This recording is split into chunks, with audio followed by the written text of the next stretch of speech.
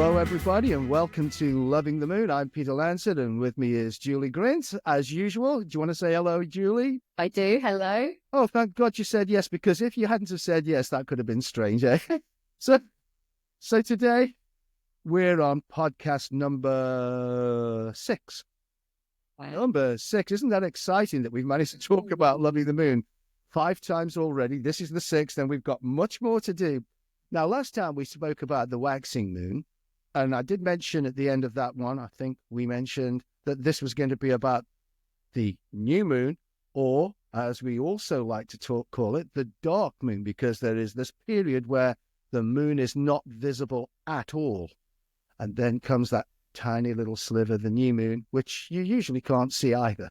But it takes a little while before it's big enough for us to see. In England, you'll never see anything because we're just covered in cloud, virtually default. And then we're in England. So hello, everybody. I hope you're looking forward to this one because this is quite an interesting thing. You know, the dark moon, when you look up, looks as though there's no moon there at all. You'd look in the sky, and if you were an alien that you just like crash landed on here and you hadn't seen that orb that circles us, you'd be looking up in the sky. I think, well, the stars in the sky. There's no moon. What the heck? And then suddenly, a day later or so, you start to see this little silver sliver, and it's like, what the heck is that? But the dark moon, it doesn't mean the moon has disappeared, does it? It's just that what we've got is the shadow of the moon, basically. Where the sun is shining, because when we see the moon, we're actually seeing reflected light from the sun. Isn't that right, Julie? That's right. That's right. I see, because I hadn't stopped talking, I thought I'd better make sure that everybody knows that it's still there. But that's the fact. So we get to this. This happens when it's in alignment between the Earth and the sun. Literally, the sun is so big, its light comes from one side of the sun down to the other, and it hits us. It hits us on the surface to the point where we're not seeing anything reflected back because the moon is like totally above us. So we can't see that. We don't see the illuminated side of the moon. It's fake because it's facing the sun. So it appears dark. In other words, it appears like it's not there. That's the thing. So how do we view the energy, that natural rhythm of energy that we get from the moon? How do we view that energy when we're in this sort of dark moon, just about to become the new moon phase? Well, it's like the polar opposite of the full moon, right? Yeah. We were just having a conversation about the full moon, and we don't want to digress because this is about the new moon. But we've had a chaotic morning. We can't help but share that we're actually in full moon territory at the moment. We certainly are. 99% right now as we're talking here on the 13th of February. And the moon is at 99% of its maximum illumination. So we are really just entering that full moon bit. And gosh almighty, it was chaotic. If anybody wants to know what we mean by this chaos, we do have a previous podcast where we talk about the full moon.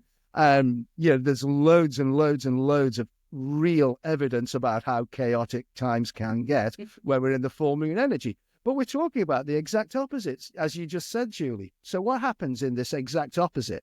Yeah, so instead of being out there, being full like the full moon, we're no longer reflecting out, but it's a time to reflect in.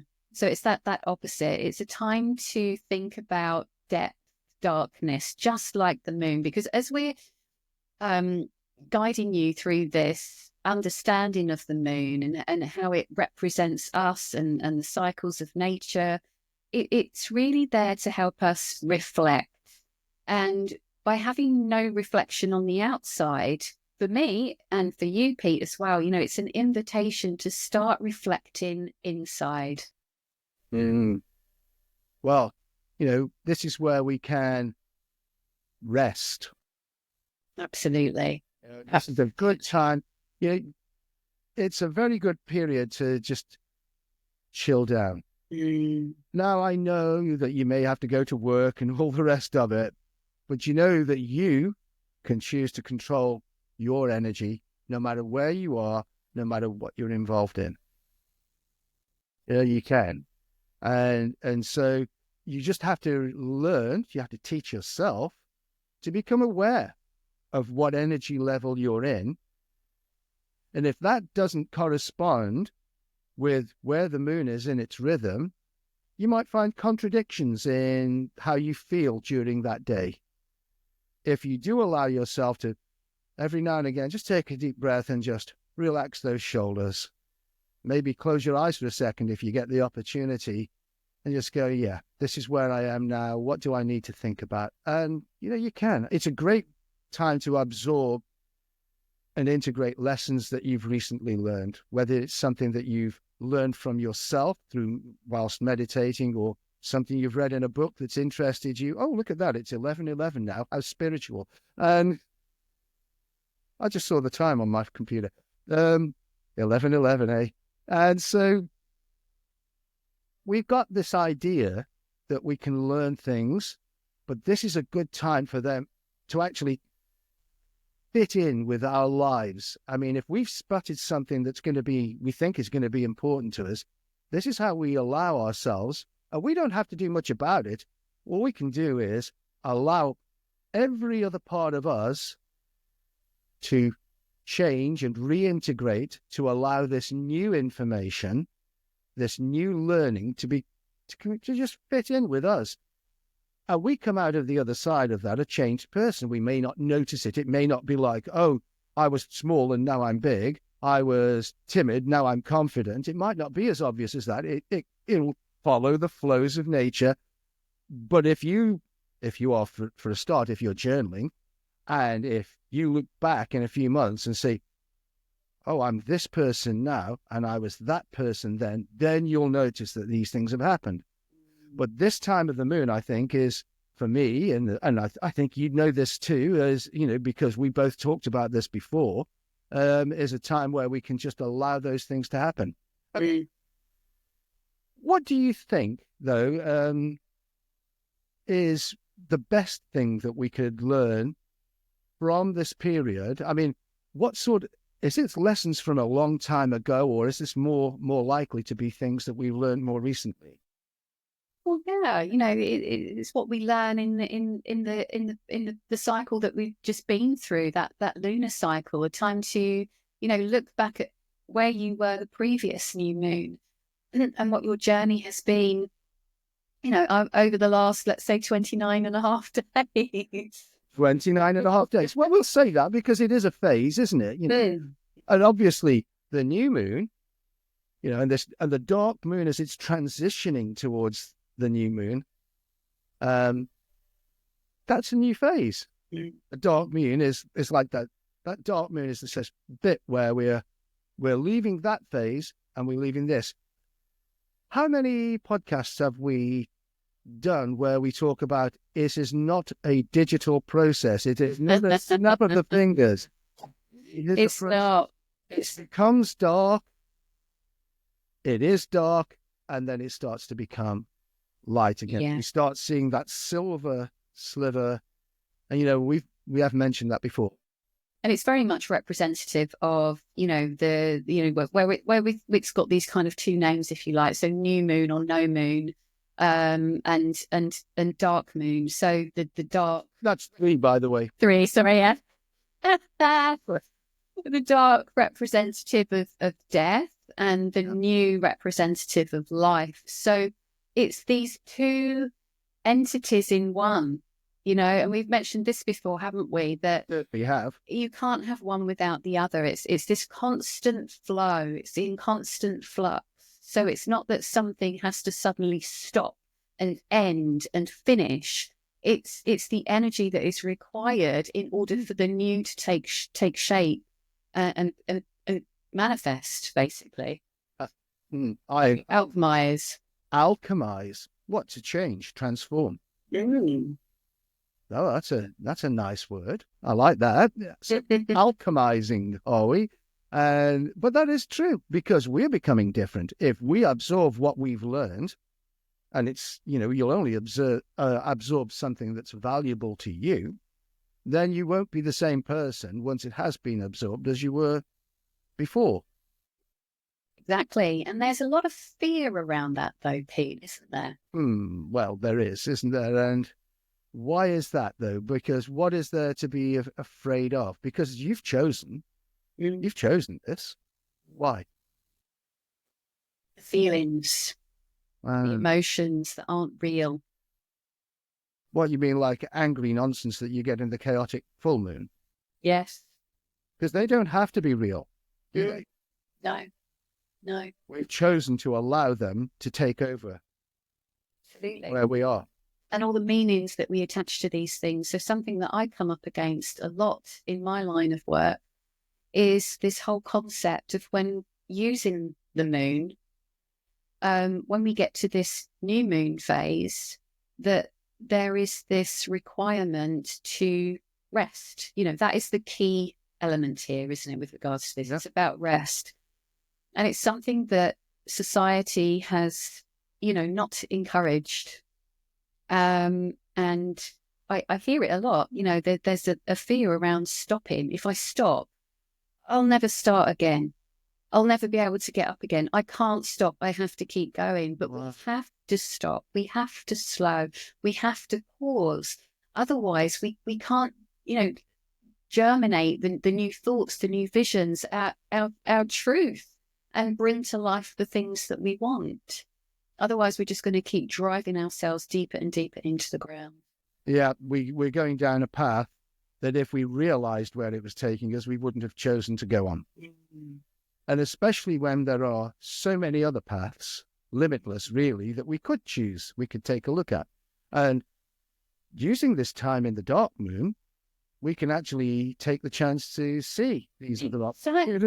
Exactly. And this is the gift, right? Yeah, it is.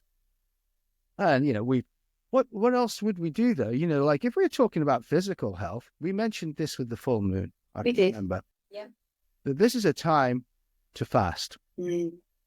Don't push your body necessarily. I mean, you don't have to do this, but it's great if you do fast on the dark moon day because your body then doesn't have to take any precedence. It can just rest. It doesn't have to worry about absorbing food, digesting, all the other things that it does with food. It can allow itself to repair and restore. And that's what fasting will allow you to do, by the way. Yeah. That for those people who want that to be a scientific thing, it is the science. You can see it.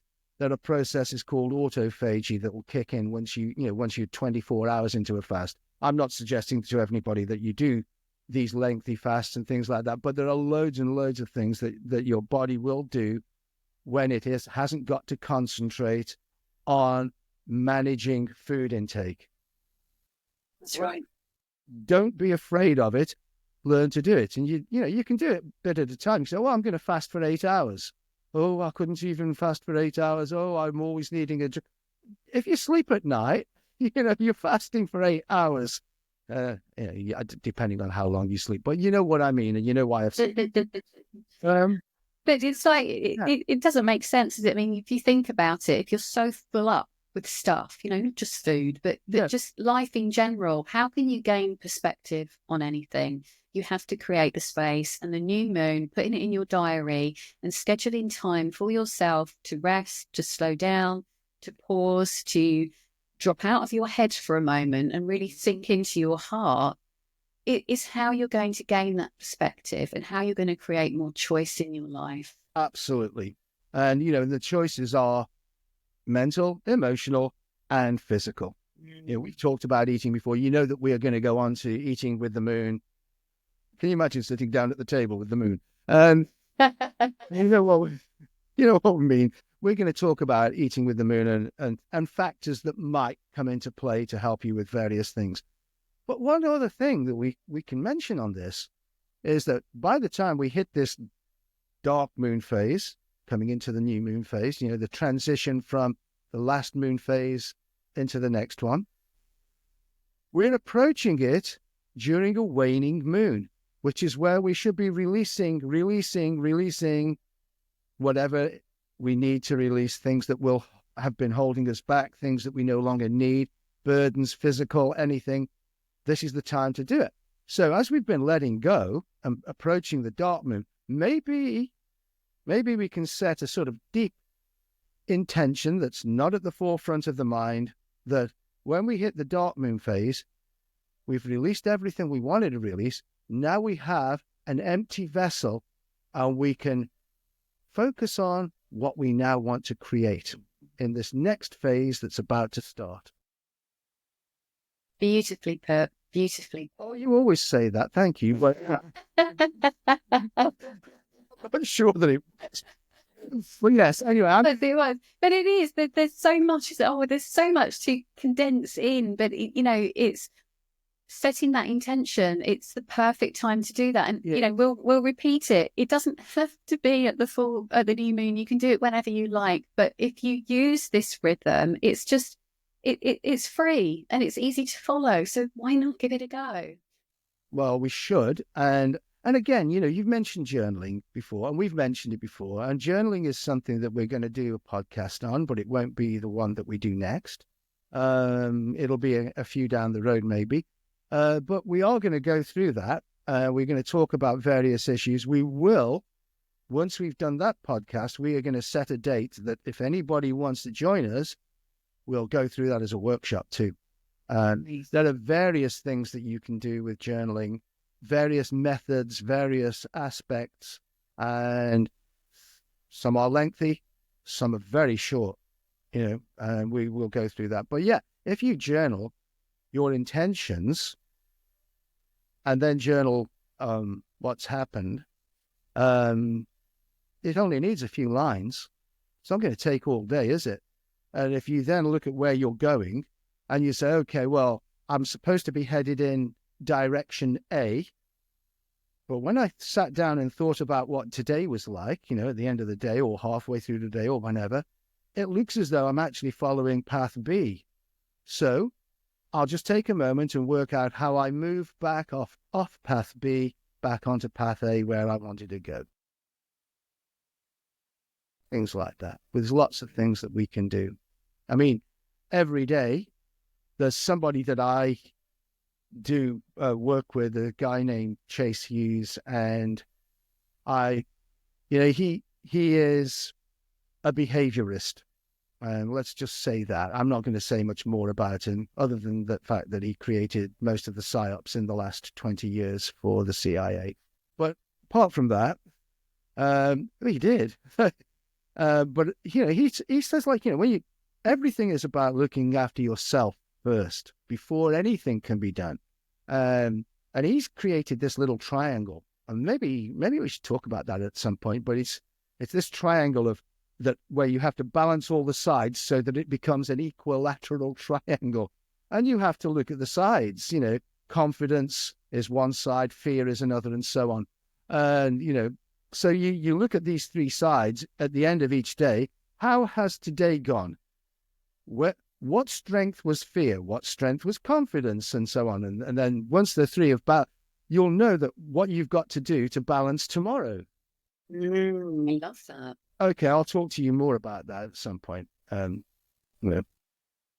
yeah, the triangle is fantastic. He calls it the triangle of failure. Maybe we'll rename that. Well, he does admit that you could call it the triangle of success. He says that when he's training people, he calls it failure, the triangle of failure, because you can't assume that you've had a successful day until you actually look at the sides of that triangle and then map them to how your day went. And even if you had a day where it was mostly successful and there was only a tiny little bit of fear, then your triangle is not equilateral. Why would you want some fear in that triangle? Why indeed? Because you're not just sitting on a sofa looking at a wall. You're doing things. And if there are challenges in your life, you're approaching them. It doesn't have to be active. It doesn't mean climbing a cliff. It can even mean planning to do things. Absolutely. And this is actually a really important, message to teach and to share, because oftentimes we don't recognize the power, the potential rather, in that fear. And it doesn't, the problem is it lingers too long, and that's where the problem is. But when we recognize it, then we can quickly use that energy to propel us forward. And as you rightly said, then the moment you feel that is when that change is about to happen. And that's when you got to take charge of it and let it happen, rather than let the fear take charge of you. We've talked about things being put into boxes and so on, and how we're programmed. And by the way, this isn't a tinfoil hat statement. We are programmed. And, and if you're not doing the programming, you are being programmed. It's as simple as that. So with this sort of idea of fear has only one meaning to most people. And that meaning is usually negative. Massively negative. And it means that it's something that's got to be avoided. But if you are, let's say, one of those climbers that looks at something like El Capitan in America, and you're one of those people that goes up that without ropes, without anything, fear is the challenge that allows you to transform into something beyond what you are now. In other words, fear has a positive aspect as well. But most of us, and by the way, I'll put myself into this as well, most of us see that word as being massively negative, only negative, whereas actually it can be a great motivator if you have other aspects of your personality ready to embody it. Very much so, very much so. And this really brings me into the new moon even more, because as you know, when I work with the moon, I also work with the inner seasons, and it very much relates to winter. And a lot of my work also involves traditional Chinese medicine, and this winter aspect very much connects with the energy, the emotion of fear. It's associated with the water element. So it's a great time to reflect or journey into and look at what your fears are and how they're being played out in your body, how they're being played out in your life, and actually learn to get closer to it rather than pushing it away. Well, that's a very, very good way of putting it, isn't it? Because, if you don't get close to it, you won't be able to embrace it. If you can't embrace it, you can't actually bring it in to the balance of you emotionally, physically, mentally. It's still part of you, but it's like a jagged-edged sword. It's always going to hurt, and it's always going to cause problems. But fear, then find out what it is, and you can choose it. I always give very extreme examples, like the climber going up El Capitan. There's loads of YouTube videos. There's a French girl who's like got to be the best free climber you've ever seen. It's like, wow. How have you got the nerve to do it? How have any of you got the? I can barely get up a step ladder, let alone do that. It is one of those things that where you've made that challenge, let's go and do it. Another challenge might be, something much more simple than that. That's a challenge for you. Go do it. Or at least plan it, or at least think it, embrace it. Another thing that you can find out in this dark moon phase is it really for you? Or have you got a dirty goal here? One that doesn't map to what really is in line with who you are and who you want to become. We set goals, but we never check them out. And there are such things as dirty goals. And didn't we do a recording on dirty goals once? We did. Knocked it around somewhere. But yeah, those things can be very, very difficult. And becoming aware. And by the way, it's not necessarily the goal, just so that people have got a brief idea. It's not necessarily the goal that's the problem in this case. Using the dark moon to think about, well, what steps do I have to take to reach that goal? When I do reach that goal, what does it feel like for me? What do I get out of it? Why am I going to that goal? What does it give me? Because then you can ask a question, but isn't there something much easier that I could do that gives me exactly those things? Then I can avoid those difficult steps. You want to be a boxer. You want to be a boxer. Well, that's getting up at 3 o'clock in the morning and doing road running and, all that gym work and then all the practicing and the sparring, and you might get killed in the ring anyway. You're certainly knocked out and all the rest of it might not work. All these things. Why do you want to be there? I want to be respected. I want to be a role model for my community. I want everybody to really love me. I want money and this. Well, isn't there something else you could do that could give you those things that don't involve you getting up at 3 o'clock in the morning and all the other things? So you can learn, okay, I don't actually like the steps I have to take to reach that goal. So that's a dirty goal. But I do want those things that I said. I want to be respected by people. I want to be a role model for people in my community and things like this. There are other things I can do. If I still if I wanted to be a boxer, I can just do some amateur boxing, or I can just train, and do stuff like that. But I don't have to go all out to become a world champion boxer, because it is phenomenally difficult, as any boxer would tell you. And I'm not one, but I've read biographies and I've heard people's interviews, and it's not easy. So you can use this time to check out what you've seen as a goal. Yeah, and oftentimes we think we want the things we want because we're coming from a place that is not really true to us. Yeah. And it may be that person really genuinely in their heart wants to be a boxer and thinks the reason they want to be the boxer is for X, Y, and Z. So it kind of works both ways. But until we take the time to really lean into it, really go into what's true for us, and it's, like the moon, it's in this full moon phase, yes, it's out there, but in the new moon phase, no. It's getting rid of the material, coming away from matter, and then entering into the heart, the soul. Because you've got that empty space once you've got rid, and that allows, it was interesting that you mentioned winter earlier on. If you think that there are seeds and bulbs and what have you in the ground, waiting. They are there in that dark space, preparing themselves for what they know they want to achieve and they're going to achieve.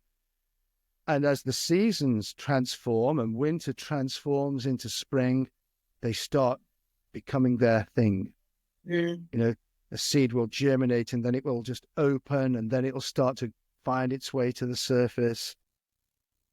And that happens in nature. Winter transform into spring, but here we've got something that's following exactly the same rhythms of nature because it's a natural rhythm itself, but instead of having like 3 months of that season, we have a day, because the moon phases are not 1 year long, are they? Yeah. So but we are still following that same rhythm if we know it, And we can even, you can even experiment with this today. We're not in a new moon, we're in a full moon, but look at the daily cycle. Look at the morning when the sun rises. You could call that the waxing moon phase. Look at midday when the sun's at its highest. There you go. Well done. Top of the cards. Well, I do that. I do follow 4 patterns of Egyptian rituals to Ra every morning.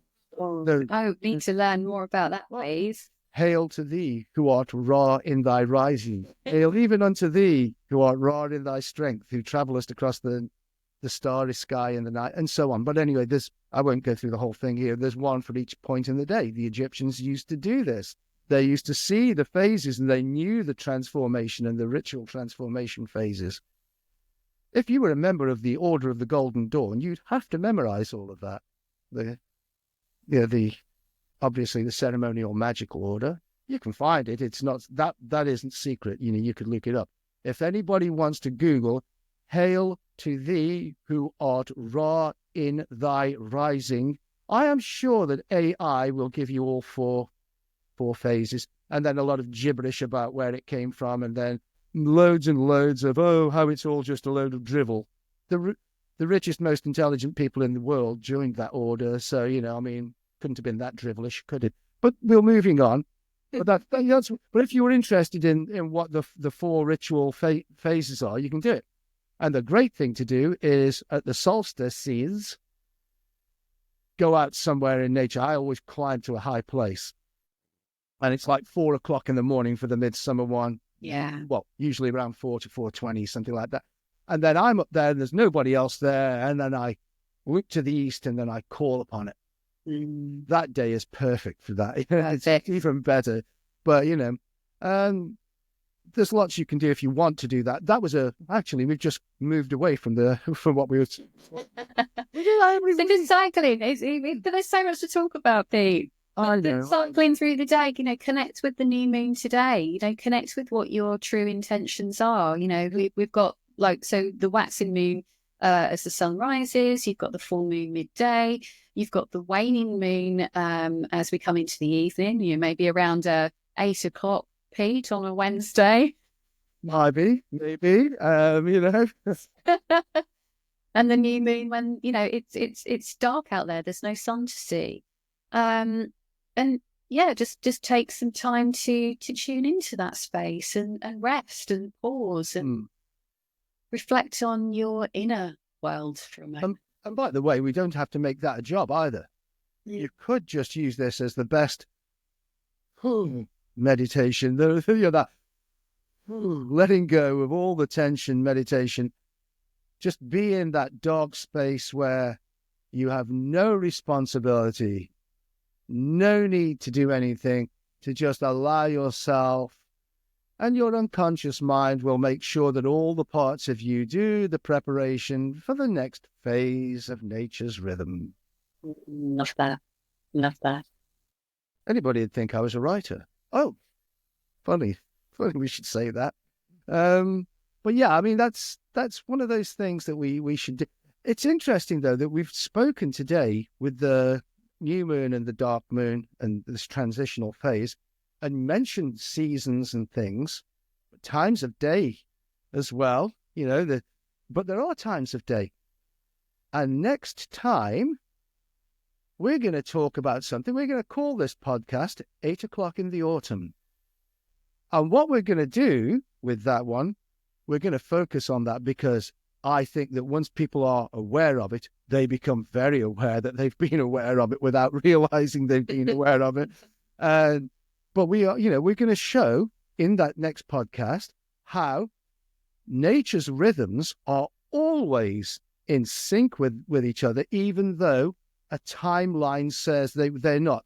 So the sun, has these 4 phases in a day, and then it has a year that gives us 4 seasons. And then we have the moon with its 29.5-day phase, or its 19-year phase, and so on. But they are all in sync with our rhythms, and we are in sync with them. And we should be. And if we are, then we're in balance with nature, and we've achieved the degree of perfection that most people think is impossible to do. And even if it is impossible to do, standing on that path and taking the steps towards it is a great thing to do. So we'll do that next time. We'll be talking about 8 o'clock in the autumn and what that means. So, is that it? Is there anything else you need to say, Jill? I don't know. What more do I have to say? I don't know. That's why I asked you. I think we've covered a lot of stuff about this, and we've gone over some of the stuff again and again and again and again. Because it is important, I think, to understand the new moon, the dark moon, in this way, and not to be frightened of it, or if you are, to see that fear as a positive rather than a negative. Something you want to go into. You want to go down there, and you want to go into it. Yeah, and I just want to stress, actually, there is something I want to say. Don't be afraid to rest. And that's a really interesting thing to say. I thought we'd finished then. I was about to say goodbye, but don't be afraid to rest. Yeah, yes. Expand a little bit. Okay, don't. That's a whole nother podcast, I think, Pete. Yeah. So you were resting then, and I just tried to dig you out. This is the chaos of the full moon, everybody. We're going mad. So what we'll do is then we'll remind you. So the next time we record our podcast, the next podcast is going to be 8 o'clock in the autumn, and the the synchronization of rhythmic patterns and the importance of that autumn feeling. And for now, though, we'll say goodbye. So take it easy, everybody, and enjoy yourself. And goodbye now. Goodbye.